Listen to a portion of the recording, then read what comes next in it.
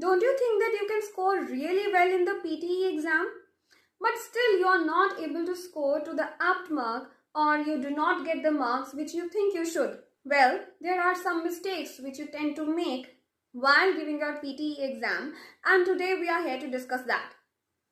So we will discuss the mistakes section wise, and I hope that next time whenever you're giving a PTE attempt, you do not make these mistakes and you secure really well. First of all, we have writing section. There are 3 keys on the keyboard which you must not press. First, colon. Avoid using colon whenever you are writing an essay or attempting a writing task. Even if you are giving a summary of something, avoid using brackets. Using more brackets tends to lower down your score. Avoid pressing the enter key except whenever you have to make a paragraph, and that too in an essay. And also avoid pressing it randomly.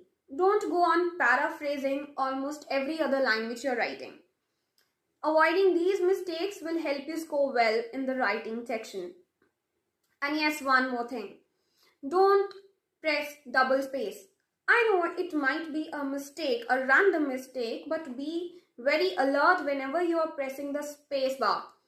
Avoid pressing double space. And yes, this one, avoid the overuse of prepositions.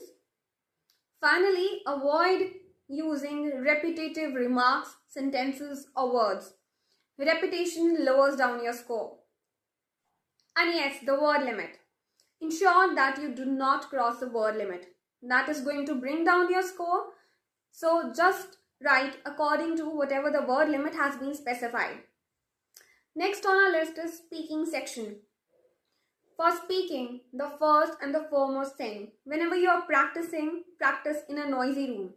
Because when you would be at the examination center, almost everyone else would be attempting the speaking section alongside. There would be a lot of noise there.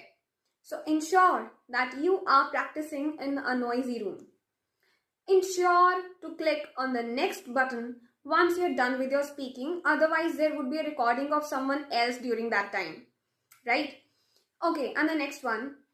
Avoid being very specific on some typical words. Sound very natural. Be very fluent. Don't be fast. Be fluent and natural. Avoid ers and ums. And of course, grammar always helps. Ensure that you form grammatically correct sentences. Now coming on to the reading section.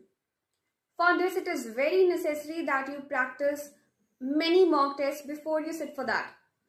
Mostly what happens is that students tend to avoid the reading section thinking that it is very easy, we'll be able to attempt that, but it is not. The more you practice, the more better you'll be able to score. The first and the foremost thing which you should ensure is that you get at the gist of the text. You know the highlights, you know the meaning. If you do not know the meaning, you will not be able to understand the context, and accordingly you will be marking the wrong answers. Once again, grammar is there as a savior. Ensure that you are well practiced in grammar. Because with this, you would be able to cancel out the wrong options and go for the correct answers only. Read aloud and highlight the incorrect words so that you do not go ahead with the wrong options.